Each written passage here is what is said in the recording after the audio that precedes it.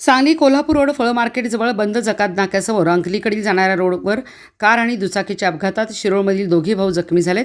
हा अपघात 13 ऑगस्ट रोजी दुपारी 2:45 वाजता झाला. अपघातानंतर पळून गेलेल्या कार चालकावर सांगली शहर पोलीस ठाण्यात गुन्हा दाखल करण्यात आला आहे. फिर्यादी अशफाक मकसूद सय्यद वय 32 राहणार सुतार गल्ली शिरोळ तालुका शिरोळ आणि त्याचा भाऊ अन्सार मकसूद सय्यद हे दोघे मंगळवारी 13 ऑगस्ट रोजी दुपारी 2:45 वाजता मोटरसायकल MH09 FK 7169 वरून शिरोळकडे जात असताना संशयित कार चालक यांनी MH10 DG 6661 या कारने फिर्यादीच्या वाहनास धडक देऊन फिर्यादीस गंभीररित्या जखमी केले. तसेच फिर्यादीच्या भावास किरकोळ जखमी करून तेथे न थांबता निघून गेले.